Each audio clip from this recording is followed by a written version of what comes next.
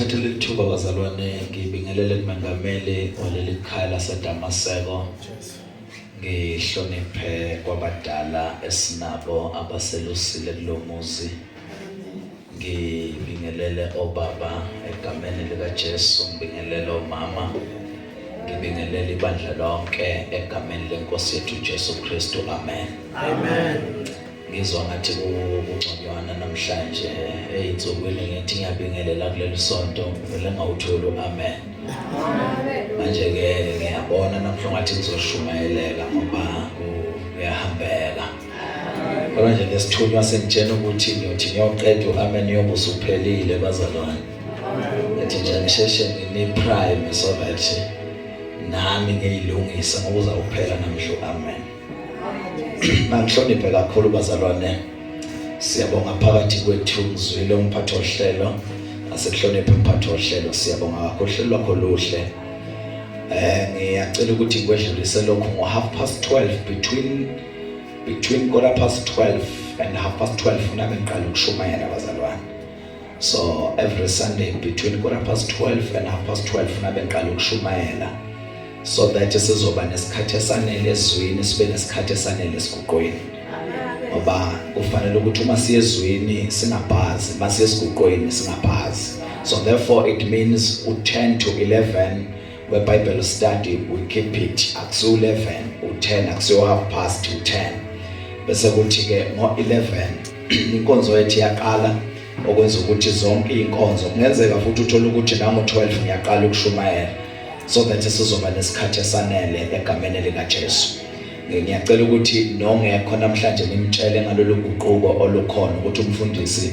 is very strict when it comes to time today egameni likaJesu so ngiyacela ukuthi bomama kunento engicela ukuthi nisimikise kuyo next week sibophele lapha kogomengameli sibophele labo mama so besikhonzwa yibo ngeviki elizayo ngiyacela ukuthi ungaphuthelwa next week sizobe siku prayer buffet so besithandaza egameni likaJesu labo mama baboshelwe bawu4 uphathe izinto zokushintsha ngoba mawufana nami nje ngizophatha amajazi awu4 ngoba kuzobe kushubile la egameni likaJesu so besigiqika sisenkosini ngoba kubalekile ukuthi uma ngababanye bethembele intweni abethembele kuzo ukwenzisise nawe lokho wethembele kukho Amen. Awunikhona kodwa abadla lenkosi ngoba asifuna abazalwane abathi mabeze enkonzweni bazokwezama but kufanele ukuthi beze enkonzweni kukhanya ukuthi thina sethembe ithi lento uDavid ihlabelile uthi hayi ngibabonile abaseGibhithe bethembele emahashi nabo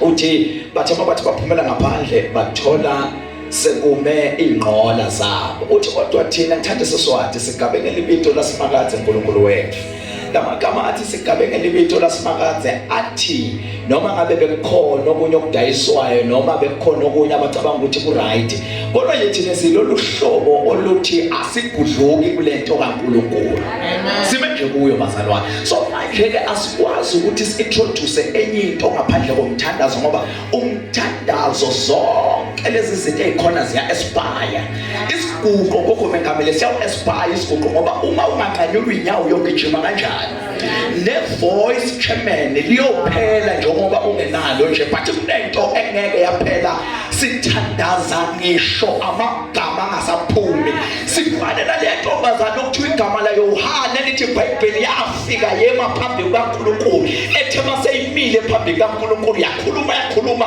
kwaphela amagama kwaphela umthandazo but kwaphela amagama ngoba noma amagama asaphelile but umthandazo wona awupheli bese lithi iBhayibheli lami yaqhubeka le ntombazana kwahamba indebe zomlomo uthi ke uBishop uMamba wangaleso sikhathi uyodakwa iwayini kuze kubeni uyaphendula ke lo sifazana uthi angidakiwe but kunento engiyenzayo ngiyathulula umoya wami kuJehova in other words le yokuthulula umoya wakho kuJehova awuyenzi uzosiqinela masesila ukayothulula ekhaya uze la uzophinda uthulule nasendleleni abadrivayo akadrive imoto bathi kwenze njani wathula sixoxa uthanele ibe kancane ngisadonsa into yasezulwini ngisathulula uthi umondiphalishi babona umondiphalishi for 10 minutes but hayi mama soyahlanya uthi hayi akuhlanywe bantwana bengisathulula umoya kulo leli phalishi ngoba angeke ube sustained ngaphandle kwento yomthandazo manje le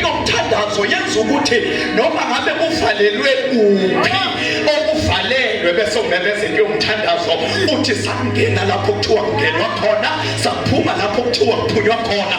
Sasiphuma ngani? Saphuma ngegama lika Jesu esalibiza emthandazweni. Uyaqala manje wena othandazulele uthandaze ngenhliziyo ngoba amadimoni masazoatheka awadlali ashayela ithuna. So now hlala kule yomthandazo it will sustain you. Bazalwane ngizakule ngifuna siye khona.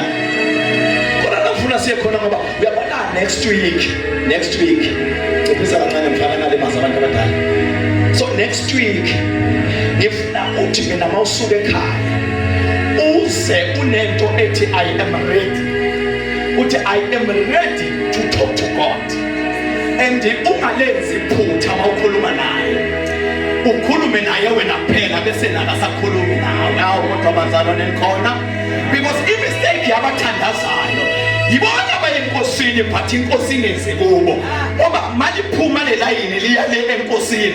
Nenkosi kufanele kube khona into elandayo ilethe kuwe so that when you begin the journey uhamba noNkulunkulu ube ne concoction ethi ngimzwe kahle uNkulunkulu ekhuluma nami. Amen. Because lento uthi uyoqala umthandazo uqede ungayizwanga imessage eqondene nawe uzosidalela inkinga.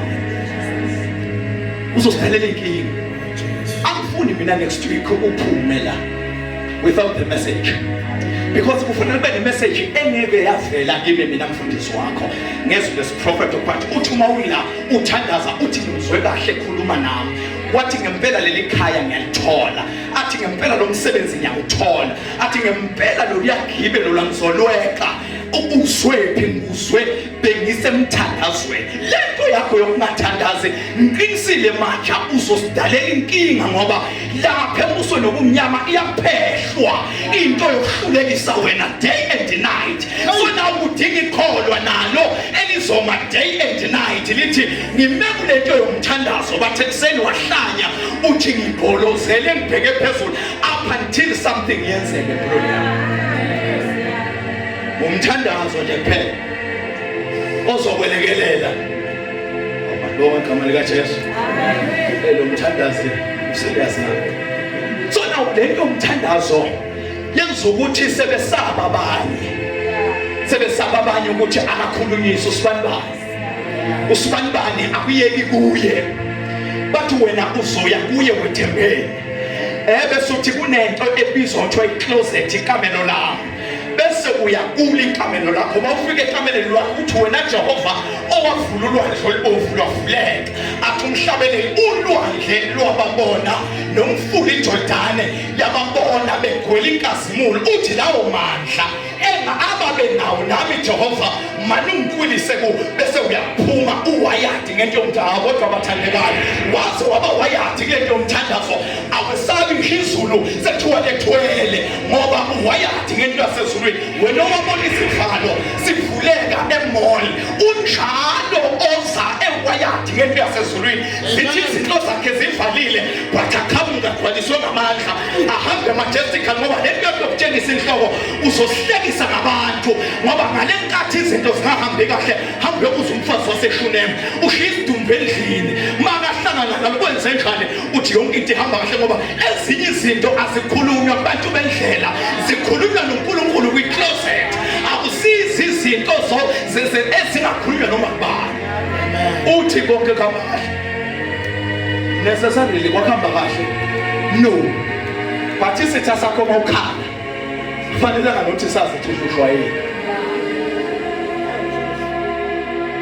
So for next week prepare yourself. Tell nalabo abaluvile ukuthi next week iyathandaza. So now sifuna ukuthi makukhona onesikhwama kule ndawo I declare today angisabi nje kusho lokho makukhona onesikhwama la kule ndawo ngifuna sivuthe silale umule nokulemu sikhwama sakhe mina nje kulokho abazalwana ngijiki makukhona onesikhwama ngakini mase khanga wena ugcwaliswe ngalento yasezulwini mina ngisafuna ukukhinyabeza abantu wedlula nje ungakangeni khona bathi bana wedlulile kwathunya intuthu lapha kuthiwa wedlula udeli kuthiwa ubani kuthiwa ngalapha kwagama kuthiwa kodwa ubuya lapha eDamaseko ngoba ugcwaliswa ngento yasezulwini lento yokuthi wena uyoqhawulana nomthakathi ube normally iproblem le ake uphakame mhlobo wami nawuthisa isandla kumthakathi athi hayi namhla angikho right mhlobo wami kulungile because uthema uthulula isandla wezwa umlilo wasezulwini kufanele kufike isikhathi sangoma siphume ekhumbini olizogitshelwa wena ngoba alihlalisani laba barisayine emsebenzini wakho wonke umuthi emsebenzini wakho akarisayine ngoba ngeke azayibele lento ozobuye ethwele uzobe wethwele into ezomenza kuthi mayithi uhlezi athi angisakhona ukuhlala la angivele ngibhale resignation letter amen nesizathu singabikho nje athi angisakhona why because kunawe then yokuthi wena into zakho nje uhleka nabo bonke abantu no enough is enough this is a judgment here angisakhona angikwazi ukuzenzisa lo mbuso engidla kuona nabadla kuona sifana singaphansi kwesole ngonyama sonke kodwa sisembusweni ngafani kwelika moya khona namanje sizomemezelayo cela ngiphema ngenzeni iside mic serious ingaheshwa noma nivelele emsondezela azofunda ngoba sawufunda namhlanje amavesi sawufunda namhlanje amavesi kamene lika Jesu sondela mbakuza ngapha lenkosi ngiyacela aseza ukubenzeni isabazalo nokusifundela cela ukubasopa lesithunywa sengiyekele manje cela ukuhlonipha ngokukhethekile mlangeni sithokoza kakhulu Nkosi bazokhona phakathi kwethu siqinise ukuthi ngevikele sasiba khona sasisendlunkulu lo muzo waseDamaseko awusabe sabantu abadala ubeka umuntu manje umfundiso wakhe bazalwane ayifunela umfundiso wakhe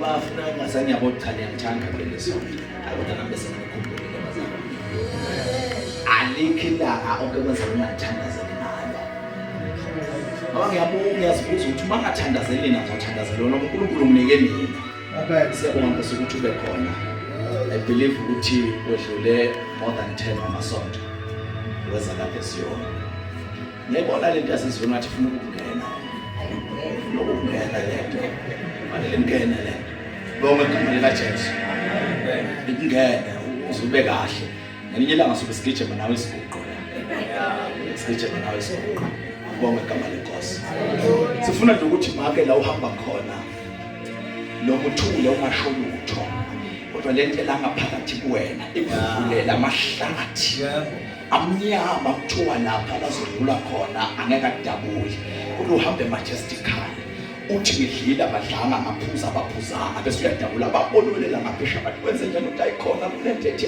Isaiah 43:1-3 ithi ngibizile ngabiza ngegama lakho ngowami noma ukudabule mazili angeke akukhuphule nemfula ingeke yakushisa nemlilo ngeke yakushisa why because you understand lento owayadinayo uma besinga understand ukuthi le wiring elangaphakathi thina inamandla kanganani bazali bese ngeke sisabe lutho abona mina ngifike esikhathini lapho khona noma khala isikhova sithi noma isikhova sadalwa nguwe manje ukuthi singibangela umsindo Nkosi manje ungicelele sona sihambe la ekhaya ngoba ngikhona ukulala sikhala but nje anginayo lento yokuthi ukhona umkhulu esingawenza ngoba lento wayalishwe ngayo bazali is too much even for me ingibambe lento yasezulwini ngibambe ngizwe ngishisa ngisha amagama amabili Inkosi uphakeme ngizwe ngithatha ithawula ngoba isuku isifikile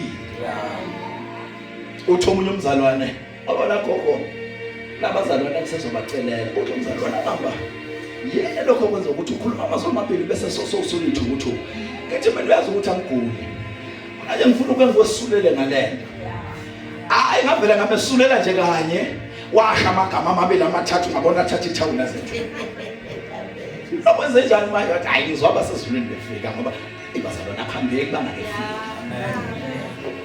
yabona thina ke thatha ngizishaya isiguqo kodwa ngifika nje masihamba nje sesibafuna futhi kodwa Nkosi sengikhona sengila bese kwenzeke into ekhona abazalwane bese kwenzeke into sibuya imgobozi bazalwane la sibuya khona bengiqala ukuya khona siphuma lapha egate nemananga kanti ngisuke ebhadeni emhlanganweni webandla for Good Friday sihambe kahle bazalwane kulento abazalwane ehambe nabo abangelekelele ngayo ngizibonile gogo mangane ukuthi ngiserious kuleli sonto lengadiwe shumayela lapha into serious kakhulu ngishembeka nje babemvela ukuthi usamchecker ngisase safe ngoba lo mbiko bazalwane somphethe abantu abawufuni lazayo lula nje ukuthi ushumayele uphinde kunesiye kuphuzwa uphinde uyophuza itiye uphinde uyogcatshwa awusho leyo nto uba yisitha kulabantu mayethi nasazi nje lento kaKristu kuphela eyaselekele yingakho ke athi uMadluli iyo lento eyangisiza sefihla yangivusa athi iBhayibheli la savuswa yini bazalwane namhla bazalwane sawungena encwadini eZakha 18:21 sihloko sami bazalwane sifishane namhla ngiyacela ukuthi ingilosi ingangibambi kakhulu sihloko sami sithi akukho ukhaya lingenazinkinga but ungabi imbangela yalezo nkinga angiphinde futhi alikho ekhaya elingenazinkinga kodwa ungabi imbangela yalezo nkinga alikho khaya elingenazinkinga kodwa ungabi imbangela yalezo nkinga namhla ngifuna ukukhuluma ngolimi mawubuka amabandla ngicela ukubasopa today isithunywa singiyekele kancane ngibe ngumfundisi nje okahle so now if Dlamini ufuna ikhaya lakho lakhe ufanele ugade uqaphele ulimi. And by the way, let me say this: a healthy church is a healthy home. Ibandla eliphilayo ikhaya eliphilayo. Make kwaphila ikhaya kwaphila ibandla umphakathi uyaphila. So angeke kuphile ikhaya lithi liphile ikhaya bese isonto noma ibandla liyafa. But okuphakeme kakhulu ukuthi kwaphila ibandla ikhaya definitely lizophila. So now kunesisho ke esashunyelwa abayo bishop bathi ukukholwa qala ekhaya. I beg to differ. Ukukholwa ngeke qala ekhaya ngoba ikhaya likwazi ukumfundisa umuntu ukukholwa. Kodwa ukukholwa ukufundiswa ebandleni. Bese uma eselungisekile ngokwebandla athatha ukukholwa ebandleni ayokufaka ekhaya. So now in other words, ukukholwa kuqala ebandleni bese ufika ekhaya usulungile.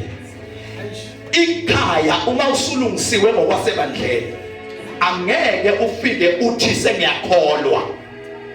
Aphinde futhi uma umzalwane azohamba kahle endleleni yokholo kufanele uthalungiswe uJesu amlungise ebandleni so that azothi uma efika ekhaya kungasho yena ukuthi sengiyakholwa but kusho indlela ahamba ngayo, kusho indlela enza ngayo, kusho intambo yakhe, and moreover kusho indlela akhuluma ngayo.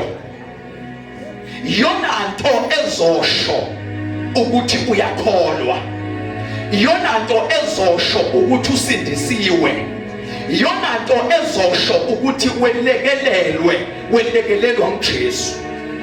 Akusinguye ozoma la athi ngiyakholwa but engakasho lutho, ukuthula kwakhe kuzosho utho ngoba wangenwa yilento kaJesu ikwelekelela zonke lezi wombe zempilo bese kuthi ekugcineni sekulungiswa ulimi lwakho.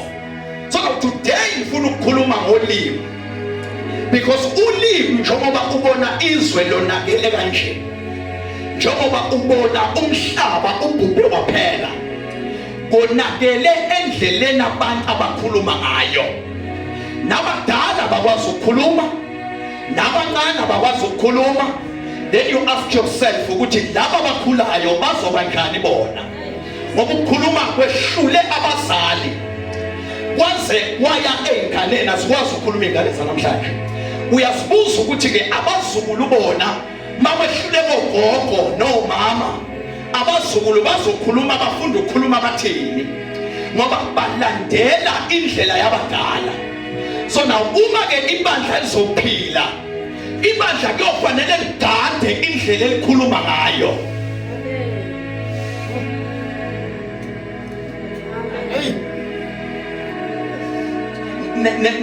Ne-welfare yakho kungakefiki kuyiboss yakho, kuma-colleagues kwabasebenzayo, kuyocheckwa indlela yokukhuluma kwakho, ngoba indlela okhuluma ngayo iyona nto edetermine ukuthi abantu bakuphathe njani. Inhlonipho uyithola ngendlela okhuluma ngayo. Ngeke ngafanekisa ngathi angibazi utshwala lokhu ngazalwa, angibreak ngalokho futhi akubalekile, uNkulunkulu wangisiza. But noma ngabe ngaphuza utshwala, ngangingeke ngiphuze utshwala nabantwana abancane. Ingane zezingibize ngegama njengoba ngaka nje. Sezingibize ngegama ingane zithi wesifo. Zisho kimi ngingumngane wazo ngoba ngizama ukuthi zingibambele isikali. But besinospo lapha abasibani bani sho isport sendawo. Noma sedlula ngendlela masedlula lapha ngasekhaya bashaya inkwela.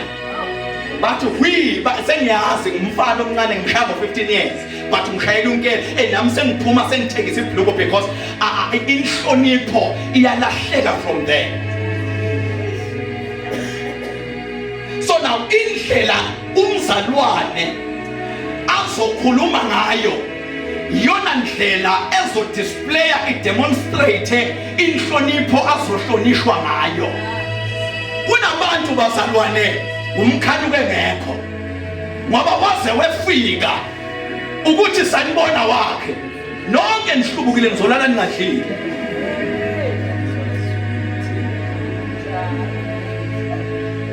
Lo muntu mayethule labo sisi abayiphopothayo babe bahle. By the way, amkho against abantu abazenza kahle, but lo muntu umuhle uyambona ngashodi ngalutho omuhle lo muntu ungazi umncome, but mayethule ngoba vula umlomo wakhuluma nonke nizohamba niyophalaza ngaphandle. Problem yakhe wavula nje umlomo ningaphuma nonke la isonto. Babona ukhomjena start imoto nomfundisi alandele nozwida alandele, ungabona ikhumbi athi umzala nihamba yini ngoba usekhulumile uGininzi. So now indlela yokukhuluma yiyo ekwakhelayo, indlela yokukhuluma yiyo ebonelayo.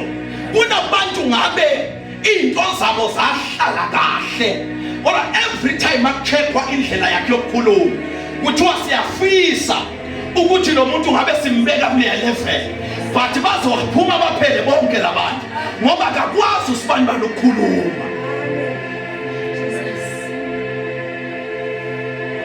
Khona de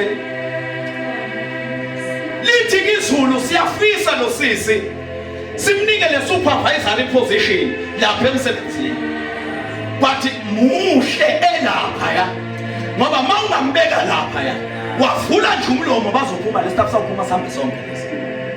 Indlela awayarishonayo akakwazi ukukhuluma.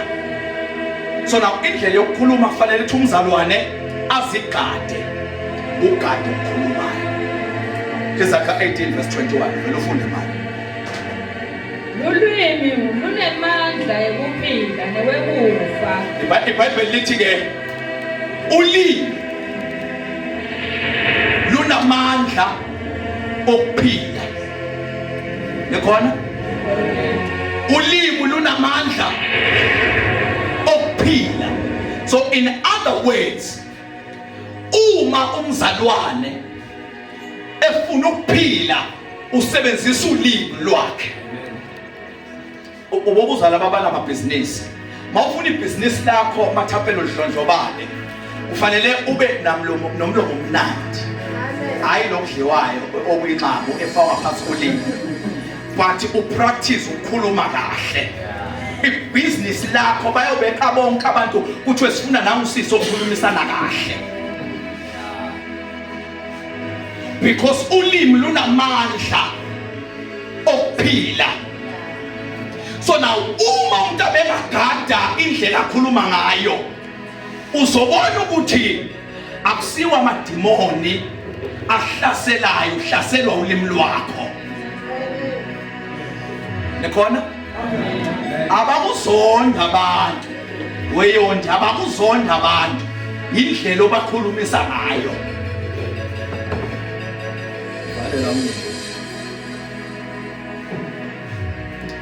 Abantu abakuzonda indlela owenza ngayo izinto. Mawuke wavela wakhuluma, uyesatshwa ukuthi ngabe uzothini. Baze bathi babeyikhulumela laba abakhulumayo bathi, why uGinenza wavele wayendlini encane sisendlini. Yahloniphisa njalo ngoba lokukhuluma kwakhe lomzalwane along those lines. Lo muntu ungene mnandi wangene right, but now the problem ukuthi noma angene a right but wahlangana nawe sekonakele. Lithi ke iBhayibheli ulimi lunamandla okuphilisa. Number 2, luphinde lube namandla okubulala. So now hamba uyofixa umndeni wakho, hamba uyofixa irelationship yakho. Ayifixwa ngokuthi uthengele abantu ama gifts, but uzoyifixa ngokukhuluma kahle nabantu.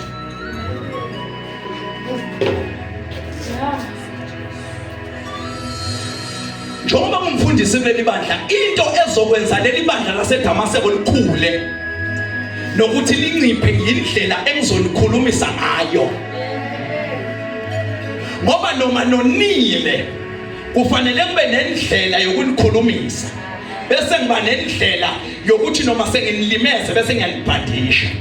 Ngoba ningabantwana kimi kufanele nginishaye but ekugcineni bese ngiyanipolisha, bese niyabona ukuthi umfundisi bese mkwadisile but so silungisile, so that umzalwane azolibona iphutha lakhe. Mina ngifuna ukuthi ufixeke wena, because abakuzondi uzizondisa wena. There are people abacabanga ukuthi kungenelela amadimoni. Akuna demoni, ulimi lwakhe. Ayishilo wathi amen vele uzoba mncane namhlanje.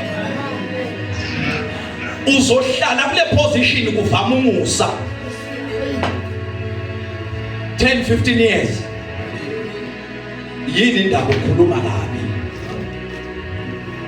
Omunye ngiyaxoba ngiyathela kakhulu lapha eBorder Gate. Ngiyambingelela uthi uyazi ukuthi ucheck passport yami mama. Yazi ukuthi banganana abantu abangibingelele. Manje lo wakho usawubona uzokwenza amehluko muni. Lo wakho usawubona. Uyabona ke mawuzodila nami ke ngaleyo attitude leyo, mina ngikunike attitude. Mina ngisho ngidube, mina ane understand lento yaseZulu. Lo muntu ufuna ngimphendule. Ngathi mhlobo wami angikwazi ukuthi ungakwabani. Bale nje mina ngifuna ukwazi isibongo sakho, uthi ungakwabani wena. Uthi ungakwaDlamini pho manje ngente utakwentana. Ngithi hayi ngifuna ukucheck ukuthi uyaphila yini.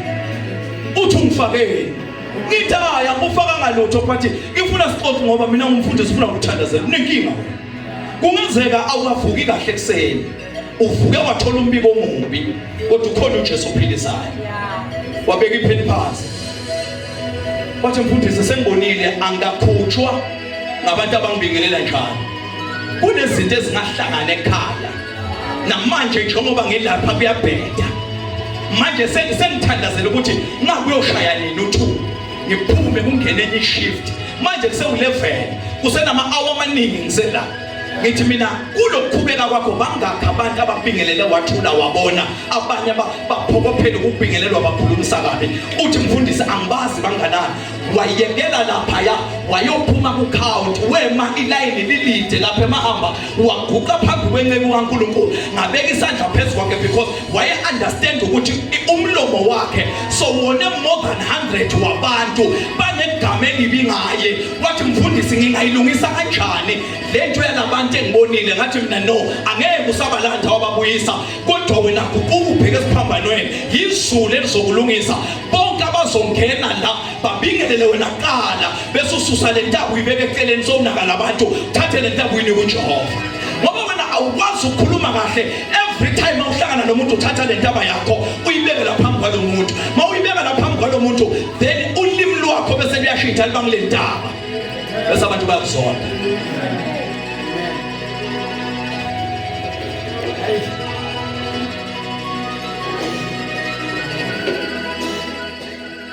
So now the problem yalomzalwane akusingoba ngafuna ukukhuluma kahle nabantu but wedlula kuyimeko mayedlula la kuyimeko udinga umuntu ozomsiza manje ke anisizani mathapelo ngoba nawe uthi uma engangibingeleli nama ngeni akagcoba ipassport yami ngihambe lo muntu akasizakalanga and now you are developing lento ayiyona. So now lithi ke iBhayibheli ulimi lunamandla okubulala namandla okuphilisa. Qhubeka mama. Labo labathanda kulusebenzisa bayakudla tithelo talo. Every time wavula umlomo wazi ukuthi uzodla izithelo zolimi lwakho. So now lento yokuhlala njalo ukukhuluma inhlupheko uyohlala udla inhlupheko. Lento yokukhuluma ifailure empilweni yakho you will always fail ngoba umemezela ifailure empilweni yakho. Likhona umuntu abazalwane. So now lento yefailure laphileni kwakho kwenza ukuthi wehluleke ekuphileni ngoba everything oyenzayo ukhuluma lesimo osibonayo. Ake siyeke ke bazalwane kusukela namhlanje ukudumisa usathane indoda engekho famous. So now every time mawubhekana nemeko bese uthe usathane ecishe kwangibulala akusiye usathane this time around check athi ukhulume kanjani. Amen. Oh Jesus. Kunomzalwane athi noma thandaza utoyithandaza kahle le ntokazi ungathi ngahlala nje emthandazweni kuphela wabo yathi amen inkosi yami niyobaleka nonke lezinto. Qaphela into oyikhulumayo. 2 ubheke itone obheka ngayo udaba lwakho. It matters. Izokusiza lento engisho. Amen. Bheka itone okhuluma ngayo noma ngabe ukhuluma iqiniso but indlela iqiniso libeke ngayo indlela ezoba ne-effect ekusizakaleni kwalomuntu olikhuluma kuye. Thina saphuliswa intombi yakwaZulu ingakho ngathi sikhuluma isiZulu ngalendlela esisikhuluma ngayo. Uma ngizothi lapha kuleli gate kunemamba izokulimaza ubedlula nezansi ukhuluma iqiniso but kunomehluko kunomuntu ozothi awuboni yini ukuthi lapha kunemamba izokulimaza le mamba noma nabantu bobabili bakhuluma iqiniso but the tone and the manner yokukhuluma kukhona ozolaleleka khona ongazokulaleleka. Eminye imizi bazalwane yabhidlika kunabantwana abangabuye emakhaya abafuna ukophisana nomzali ngoba waze wavula umlomo uyabaxosha la ekhaya ungcono semshini umama akahlale ngoba makahleli yedwa lapha angeke nami ngikhubeke. Kunabazali abalahla amakhaya bashiya amakhaya abo bawashiyiswa ingane ene-verbal diarrhea akakwazi ukuzekhuza nokuyithiba makufike into ezokukhuluma bakurayitha off ukhona ngoba wena wethe uthi uyatshelana phela wena. Siyabaza abantu abangama-straight talkers but sethuswa nguwe wena ukukhuluma uze weqe indlela yokukhuluma. Amen. Alingeke ibandla lakhe nomuntu onjalo ikhaya lakhe nomuntu onjalo umphakathi uphile nomuntu onjalo emsebenzini bakuthande uyile nhlobo oyiyona ungakwazi ukukhuluma.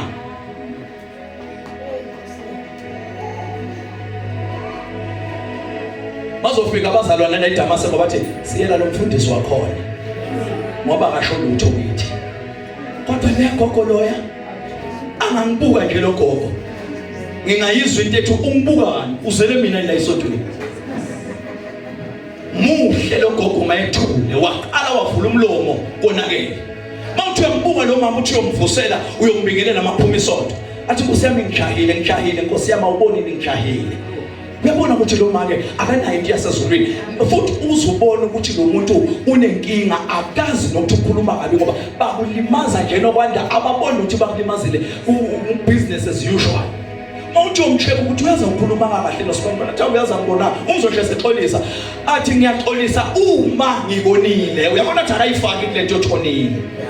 Kanti bekudinga umzalo nathi hayi mani ngiyabona lo ukuthi ukhubekile indlela enikhulume ngayo ayibe incane bengingaboni. Amen. Bese uyafunda lo mzalwane ukukhuluma unamakhasi abhidlike lawo abhidlizwa isichitho abhidlizwa kulo baba wakhona akakwazi ukukhuluma nalo mama akakwazi ukukhuluma bakuloyela into engekho wena emsebenzini bakuloyela nje bakufala lo mlomo babona ukuthi makusekhona wena ufuna bakuvale lo mlomo mase bakuloya ngoba ukhuluma uze weqe noma usukhulume weqa size sesabe thina noma ingameli kodwa uhlophe sizomngena kanjani awucabange kuhlangene noma engameli wesonto nomfundisi wesonto abantu abahloniphekile bahlangene ngawe ukuthi bazokungena kanjani ngoba nabo uzobadabula bayophuma kwamajokolo. Amen. So indlela okhuluma ngofanele uyigade kuthiwa ke abasebenzisa ulimi bayodla izithelo zalo. So now bazalwane ngifuna ukuthi kangiyibuyise ngakuyeke ebandleni. So now every time uma uzofika umzalwane la awuqaphela ukuthi ukhulume kahle yini nomlangeni njobe efikile nje. Because wenza njalo yilapho ubudlelwane bakho naye buzokwakheka khona. Ubudlelwane obuhealthy akusibo lobo uthi ngunika imali njalo.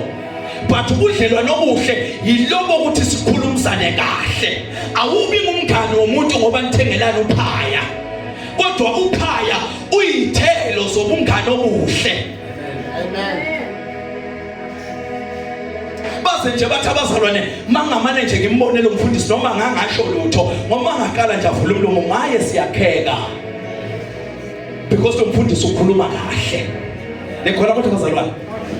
So now amagama ke angemnandi ayikhala ayimqilishona aya athatha isikhathi ukukhohlwakala. Wena usakhumbula into abakutshena yona ngo2005 namanje usayikhumbula njengoba ikhala and angifuni ukukujaja ngithi awukholwa uyakholwa imali nomuntu uzama ukwedlulisa vele wakhuluma kabi lo muntu futhi lento ayikhuluma kwakuyiqiniso manje walibeka kabi leli qiniso. Kunabantu bazalwane abenza amaphutha Nkosi labantu bathi mabenza amaphutha azwide lo mzalwane lithi iBhayibheli ninaba kumoya mbuyiseni kodwa sathi uma siyomreprimanda safike samhlekeza asangagcina sathatha iDettol noShibosh sageza lesilonda sambhandisha azofunda iphutha lakhe sagcina ngokumhlekiza simhlikize ngakhuluma ngithi noma ingane yakho ibithanda abafana abaningi kulungile phela ibize ngawonke amagama but ekugcineni besothi ingane yami akusiyindlela yokuhamba. Mawuhamba kanje uhambo angeke uzuliqede. Wena wagcina ngokubiza ingane yakho ngengwadla wagcina lapho. Kunabantu namhlanje babizwa ukuthi bazingwadla namhlanje hayi ukuthi uyenza lento ngoba ethanda wamemba igama lomzali wakhe ethi wabizwa ngengwadla. Mawuthuthu uphuma kwakho athi Nkosi yami ngicela ungathinti igama lika mama wayonile vele phela kudlala ukuthi uqoma amadoda lo4 uyi1 qiniso nje leli emsulwa kodwa lelo ukuthi umshaye uzumbulale wenza kahle kuphi wena ulimi silahlekelwe izinto ezinkulu la kulomhlaba ngendlela esikhulume ngayo. Uyazi every time baqopha labafana ngibese ngihlala phansi ngiyalalela even the tone engishumayele ngayo ukuthi ngikhulume kahle noma ngithi because ngiyaqaphela ngoba la ibandleni kunabantu abazophuma baxoshwe ithoni yami kusale nina ngoba ningithanda but abathi abanye hayi right nje ufika sithandazele sihambe ngoba washumayela akakwazi ukukhuluma neyamfundisi. Sesiyela le gift yakhe yokuthandaza kuphela. Otherwise inkinga yento. Mfundisi wokubizwa ngento. Lamagama owehlule kuwedlula kuwo ngiyacela ukuthi uzincenge. Lamagama akulimaza. Futhi akulimaza lokho kwamempela ende angiphosisi mathubelo mangithakulimaza. Walimala ngiyafanekisa ngawo kungakwethu. Lento lamagama athi kuwe ngingakhuluma nawe uyinto yale kwedlule Jose. Awazi nakini ukuthi kuphi. Uyiqiniso vele ethi kini ukwedlule Jose futhi awazi. But le ndlela okukhulunywe ngayo ayikakwakhe. Engahlala kabuhlungu lawo magama ukuthi ngintindili angazi nakithi. Kusho ukuthi ngihlele monyawo lonye. Uhlala ukhunjuzwe leyo nto. But namhlanje ngizokutshela ukuthi ulimi lunamandla okuphilisa futhi lunamandla okubulala. Abalusebenzisayo badla izithelo zalo. I'm telling you, uyoze ukhothe. Ukudwa ngamagama owawasho umuntu ephethe usizo lwakho. Kodwa ngenxa yamagama owawasho kuyena awusakwazi ukuya kuye uyocela usizo uze uwombe ngaka. Mawuthi ufuna ukuya kuye ukuphakama amagama owawasho kuye. Nawe nomuntu ufuna ukumsiza usibanibani. Mawuthi ufuna ukumsiza uyabona ukuthi usizo lwakho nalo bese kuvumbuka amagama awasho kuwe izinto zisamhambela kahle. Owakubiza ngesihlupheki vele wawungenamali uhluphekile. Manje wakubiza ngalento yiyo ngoba akekho umuntu othanda ukubizwa ngento ayiyo. Awubazalwane lafi ibandla kaNkulunkulu sihleli nje sibuthisa izinto ukuthi for as long as beze esontweni but namhlanje ngithole kahle ngifuna ukutshela ukuthi akuna demoni ulimi lwakho. Amen. Ayoqala ukushumayela kahle next week. Shumayela yasezulwini nalabo mama esengiqiza emthandazweni. But today ngifuna ukuthi uye emthandazweni next week understand lento ekwenza ukuthi inhliziyo yakhe igobane kanje wena yashwabhana inhliziyo yakho idinga ayino uNkulunkulu ngoba mangathi uyayiphenya onke lamakhona anamagama aziswana. Kunemindeni engasakhulumisana izwide. Lento edala ukuthi bangakhulumisani mangithi ngiyaanti wami ngikhumbula into angitshela yona mhlazana ngekulo West. Bese ngithi angeke ngikwazi ukuya kuyo ngoba lento ayikhuluma bese iyavuka bengathi uyisho ekseni. Qaphela into oyikhuluma kumzalwane. Into ongayikhuluma kulabantwana bengaka abazokuyikhohlwa ngoba ibahlali kabi. Uyohamba ngelinye ilanga ulidinga usizo kubo but ikhuphuka amagama owawasho. Noma ngabe ujabule kanganani ungaze wahlekisa ngomunye umuntu ngokuba bakhe. Ungaze wahlekisa ngomunye umuntu ngelevel okuyona ngoba amagama awakhohlwakali. Kodwa ipizza ongithengele yona ngizokhohlwa ukuthi ungithengele. Kodwa igama ozolisho namhlanje ngiyolibamba until 2050 ngithi umamba wathi empilweni yami. Noma ngithi ngizama ukuya phambili kungasayeki asingavalele abantu ukuthi bafike lapho nabangathetheleli khona ngendlela esikhulume ngayo. Tela nyubaso babazalwane mle. Ezaka 13 verse 3. Ezaka 13 verse 3.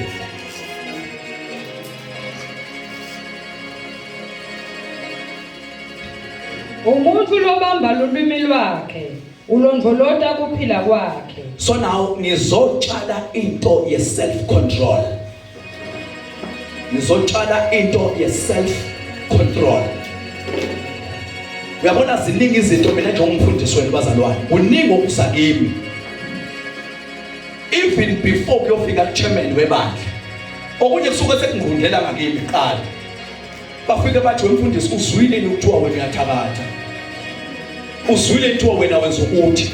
So now if I will be harsh noma ngivele ngiphuthume ekukhulumeni kufanele bese ngiyayichitha le nkulumo zodwa ngithi ayile ake yoqala kuma elders ayimunye ayiqede bese liyise committee limunye liqede before ifike kimi ngenzele ukwehlisa umoya ngoba ngaze ngakhuluma umoya uphezulu. Lethi iBhayibheli olonda ulimi lwakhe uzikhandela ukuphila kwakhe. Funa ukuveza abogogo ukuthi lamalanga lawa siphila kwi-society akekho right. Sizondana kangaka nje, sinukana kangaka nje, mawungathi uya-check ukuthi yini le dala ukuthi lo bani angadlela nobani angangenela nobani, uzothola ukuthi akusingobe loya but wakhuluma igama.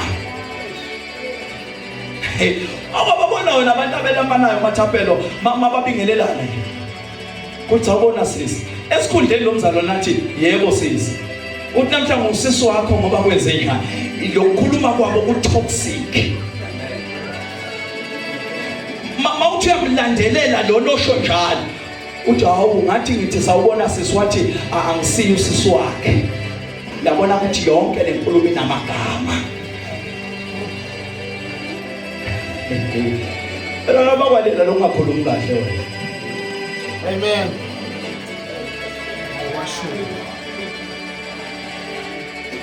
Lokhu uzosipelela lo sibhalela i-status ezephumelela enhlizweni, awukhulumi kahle.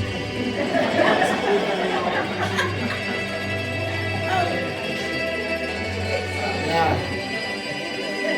Should be. Hey. Wena usibona akangikhulumisi, wenzeni? Angazi uwazi kahle. Your language and tone is toxic. Amen. Umzonhleba before. Bekona mina umfundisi wakho. Ubuyangithusa nje ukuthi ngathi kushaya yebo. Hawu ngiyethuka nje nami ngivele ngethuke nje. Kodwa kuziyami ngishaya kahle. Shaya ngicheck maybe ngenombolo engayazi. Imagine ngiyacheka umongi vele umongi. Hayi sesihlonipha mina ubhuti yaphila mfowethu. Kuyaphilela. Usho umfundisi wakho ukuthi kuyaphilela. Manje angazi ukuthi mayithi kuyaphilela ngizophendula ngithini mina ngoba angiyazi language yokuphilela. Hey. Angazi ngoba kuthiwa ngiyaphila noma ngiphile. Kodwa ngiyethusa uyebo uqala ngathi ngibuza impilo ukuthi kuyaphila, angibuzwa ke mina ukuthi nginjani. Ngilahliwe nje khona lapho. Sekuthoba mina lese ngiyabhebhe inkosi yami bengibuza ukuthi ingabe khoya practice ngena nini. Hayi angazi umfundisi okhulunywa naye angazi, awubuza uDlamini, uthunywa mina athiwa ngibuza uDlamini. Angadrop so dropile lo selithenile umlayezo, akazi angihambe ngiyobuza uDlamini. Uyabona lo mzalwane number 1 in language kufanele ucheck ukuthi ubani okhuluma naye, ubani ophendulana naye. Unless you understand ukuthi lo khuluma naye umzali wakho uzoshintsha ukukhuluma. Understand ukuthi usisi wakho omdala uzoshintsha ukukhuluma. Understand ukuthi ugogo wakho uzoshintsha ukukhuluma. Unqale njeke umzalwane okholwayo wonke nje umzalwane okholwayo akehlukanisi lo uya phambili lo uya emuva when it comes to talking. Manje ingane kukhuluma kumama ke, khuluma no baba. Ingane sheshe zabuya esikoleni, manje uthanga inteni. Umungu la ekhaya kuyabheda. Umungu la ekhaya. Manje uthanga enzeni, ngibethwale. Noma lo mzali inkosi yami lo mama uzama ukwenza ubudlelwano ushumela umfundisi wakhe omtshela ukuthi akathobe, kodwa uthola imbolandi kaBaba athi uma ezobeka izindaba athi mina angizala abantwana ngizala imali. Yeah. Baba mvuko. Yeah.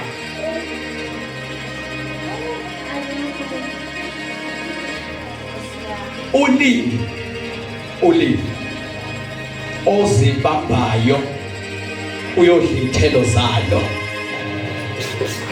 Mina ngiyafisa Nkosi ukuthi ungithele nje imfihlo yakho eyenza ukuthi uhambe kahle noNkulunkulu waze wafika ukuthi ube ukhomjela. But one of the characteristics ngizothola ukuthi is language. Ngoba akakwazi ongangezwe lakhe ukuyobeka umuntu ozothula isizwe sakhe. Akakwazi logogo ukuyobeka umfundisi ozochithalela ibandla. Bengibathele ebhadeni last week ngithi kunabantu angabe kudala sabagcoba la indlela abakhuluma ngayo nasejudeni bayoze bafe. Hluleka lo mfaka ekomithini lo muntu. Uhluleka nje nokuthi umgqobelo othashanyela indlu yesonto uyehluleka ngoba uzothi izibi khona leziphume ziyele ayishanyele zizize ngapha. Bawuthi yambuza athi ungani umoya ubheka le ayilethe la pulpit. Bathi bamekhuzo babekhwashube athi thula ke wena. Umfana njalo lo utshela lo baba thula wena. Sengiyavala. Ozithibayo qedile ba. Yebo, umuntu lokhulumela futhi ulandza kuhlupheka. Yabona nje uma uzokhuluma kakhulu ungaqedi landa ukuhlupheka. Uyabona ukuthi alikho idemon dlamini la. Problem nguwe. Lithi yabona iswadi manje ayisigcebi sona. Kanti sizulu sithi ongazithibi. Kunumber 59 usho njalo uthi ongazithibi enkulumeni yakhe. Lezi swadi lokhulumela futhi. Bathi le gama lokhulumela futhi alisho ukhuluma nani stop kunabantu nje abakhuluma nani stop but bakhuluma kahle. But lisho ukuthi ukhuluma usicasula ubone ngusicasula. Yakhuluma ngokuthula nini.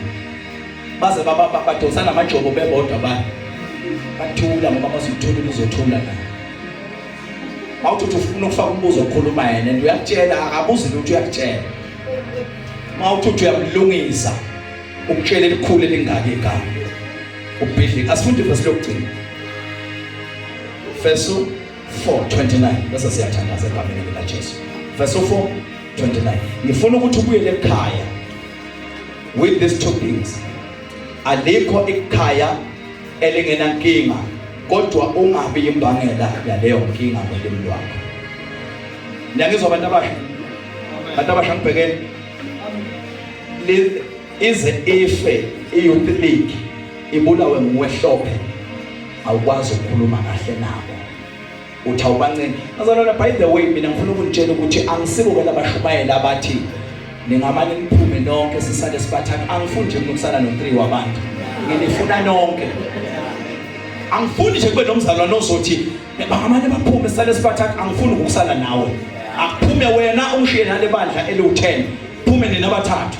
Mina ngibafuna bo kusho umuntu ongakaza aphendule lelodwa icall athi bangamane bahambe sisale Spartak ufuna ukusala nami.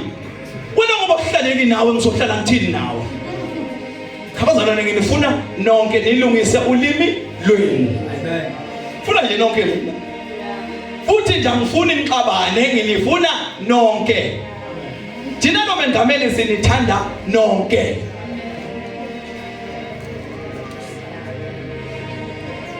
Hayi athi umongi ngiyafanekisa athi akahamba usifanibani cabanga ukuthi ikwaya lizowa ngoba khambeni. Hey wena ukhuluma ngekwaya eselikhona imini ushumayela labantu baphenduka wathola ikwaya wena. Usho kulabantu bami uthi abahambe uzoba nekwaya labantu bami uyamhlolela. Labantu ngo-account ngabo kuJesu laba.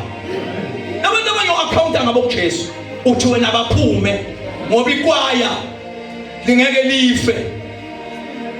Uyangihlolela. Uyangihlolela. Isiphambano ngeke ngihlale nawe. Ngicela ungikhululekele. Ngisale nabo, khululeke wena. Uthi ke lo mnye umzalwane bazokhumbula abakhumbulayo ngoba ngiyahlupha nini. Bese ngithi ngisho umuntu kodwa akasasonto. Uthi abana mfundisi. Mina nje yabo makenya abamane baphume ngoba abayiva lento lenisho. Ethi mina baphume bayephi uthi abaphume sese batawungena labanye cousins akuhambe wena ngiyabafuna nabo mama. Akuhambe wena. Uyabona lo mama banganani lapho. Uthi labo mama bawu4-5. But now uthi akuhambe bonke labo mama bawu5 ngisale nawe. Why? Uyabona lo mzalwane bakhishwa ilanguage ulimi lwakhe. And ulimi lwakhe lu toxic in such a way ufuna ukunifuqa nonke. Ungavumi ukukhishwa umuntu ngolimi lwakhe. Uyakufuna umfundisi wakho ngiyakufuna. Yabona nje mina 2030 Nkosi yami ngifuna ngihleli nani la 2030. Ngifuna ngizobe nginani 2030. 2035 manje ngakahambe emhlabeni ngizobe nginani. 2050 ngizobe nginani. Makukhona phakathi kwenu othi ningaphuma asihlangane mina nani. Sithandazele ukuphumela. Sisale thina nawe akuphumela. Because we cannot stand. Ukuthi ngihlale nabantu abawu2 abawu3 kuphumela lonke leli sonto. Ephesians chapter 4 verse 29 sengiyathandaza egameni lika Jesu. Fike lethu umfundisi uGumbe manje afuna ngiyibeke manje ngashumayela. Bawumhlalisa ngasesitulweni sami futhi. Yabona usegaxele nalamanzi ami. Akungabe kusaphuma nalinye livi lelibolile. Emva kwalesiyalo phinda futhi lapho mama. Emva kwalesiyalo mfundisi wenu aniyala ngaso. Akungabe kusaphuma nalinye livi lelibolile. Emva kwalesiyalo. Hayi bazalwane ngiyacela emva kwalesiyalo. Mawuphuma uye emsebenzini akungabe kusaphuma nelilodwa izwe elibolileyo. Ebandleni asikale khona la angabe saphuma nelodwa elibolileyo. Ekhaya akungabe saphuma nelodwa elibolileyo. Awuphinda mabe lapho. Akungabe kusaphuma nalinye livi lelibolile emlonyeni wenu. Bazalwane akushiwo zwethu ukuthi at least awabe u4 kuthiwa linye nje lingadelete lonke lesonto elihle kangaka 1 word elibolileyo liphuma emlonyeni wakho. Uyangizwa lokho ngwena? Ongakalisho futhi unasonto lolisho nje ukuyihlalela lapha kaPhumani. Wathi ngiyamshiya mina umamba nalesonto lakhe. Lelo gama lelo nje kuthiwa ngelibolileyo elingadilute talent enhle kaNkuluNkulu kangaka. Bathi sihlele ekhaya wathi uGogo Ngwenya uyalishiya leli sonto. Babheka lo muntu omdala ocasulwe yilo yamfundisi. Ukuthi uma casuka umuntu omdala kanje bayapi kuyamfana. Phumizwe libolileyo. Phumizwe libolileyo. So now ngifuna ukuthi ke bazalwane sesiyemthandazweni every time zigade indlela okhuluma ngayo. Zigade indlela okhuluma ngayo. Nizokanwa abafana ukulasta kwemizi yenu ayizobanjwa zikhonkwane, izobanjwa ngamazwi eniwakhulumayo kubaqoqi benu. Mina ngiba nebhadi ngikhulumisa abantu abashadile abaningi kakhulu. Bafike bobabili Gogo Mengameli ngibabingelele sanibona yebo. Khuluma wena umkakhe wena. Athi nalo wena athi lo uthuleleni lo wena ukhuluma nolo lona ngulo lona nguwena. Then now uthi umbuzo wami le ngane ekhuliswayo zikhule zinjani uma ngabe zikhuliswa ulo nowena. Nizoganwa into ezokwenza ngoba ayikwazi ukuhlala intombi nensizwe engakhulumi kahle ngoba lokho ungakhulumi kahle kwakho uzogcina umphakamisela isandla. Sasa bazalwane, I'm not a selfish man. Sasa nizophuma niyoshumayela eindaweni ezehlukeneyo. Awukwazi ukulisustain ibandla ozoliqala phansi unolimo olungeluhle. Uyabona abantu abashumayeli abakhona Gogo Mengameli athi uma ngaba uyenza into engishoyo uphumele. Abazalwane mina ngifuna ningiphumele. Ngifuna nje nibe khona laphathi nikhulume kahle. Into nje engehlulayo ukukhuluma kwakho kabi. Hayi kangehlula ke lokho. Ngiyamkhoshisa uGumbe kodwa. So now every time mawungaqaphela indlela okhulume ngayo lithi ke iBhayibheli akungabe kusaphuma nelodwa izwi elibolileyo emlonyeni wakho. Qedela mama le verse bese ngiyathandaza egameni likaJesu. Kodwa kube ngileli lungile kwakha njengalokweswelekile kuze libavetele umusa labevako. Zwide akufanele nithethe njengabazali bethu. Kufanele nithethe futhi nithethe tarani. Nithethe futhi kuzwakala eqhathe nithethile. But egcineni kwakho konke ukuthetha akusikho ukukhipha izwi elibolileyo. Akekho umzali ongazali inja angasiyo inja yena.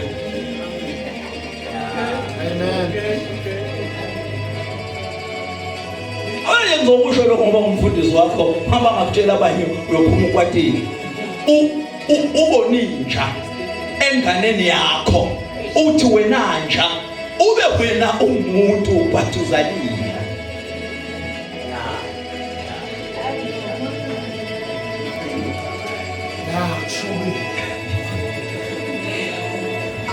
Angikhulume ke nawe mhlawumbe noma uzoganwa masinyane. Unkosikazi wakhe abe yisilima, ube yisihlakanipho nesathatha isilima. Uthe wena silima akungabe saphuma nentopha izwi elibolileyo emlonyeni wakho. Kube lula nje umzalwane athi uyanginyanyisa, uyanginyanyisa. Uyazi namagama mama uNene esiwashoyo masikaphathekanga kahle. Ethe isikhulumele noGumbe mana akangiphathanga kahle uGumbe. Inkulumo yakhe ayihlalanga kahle. But uyayizwa le message ithi but izwele ungenyanyisile uGumbe. Same message, different tone, ndlela ukuyibeka. But the message yombili ithi angiphathekanga kahle. But ngapha ibekeke kahle ibekwa ikholwa but ngapha ibekwa ihedini. Eligqoka ingubo ehlaza nemhlophe afaka umfaniswano waseDamaseko aphinde abe yimember yaseDamaseko aphinde futhi abe chairman waleli sonto aphinde futhi yonke into sizwa ngaye la esontweni aphinde abe sesigungweni sabomake bomake bahlonipha yena aphinde abe sesigungweni sabobabe labafana babukele kuyena nabo babe babukele kuyena aphinde futhi lo mzalwane abe yielder lalesonto.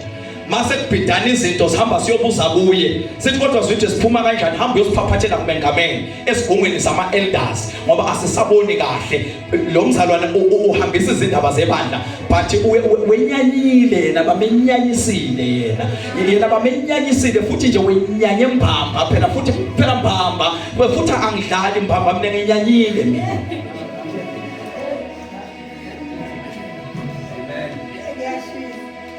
Abanye ntwana babini wakho alidlale kushumayela njalo mina ngifuna ukwakha motive to be a better person,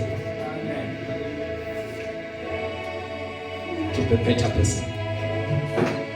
Uthike uMapostle Paula hambisana kwakhe njengoba yena engcwele nibe njengayo ngcwele kodwa ngithanda mathi nishayise ngathi abanye bakhulu kunani.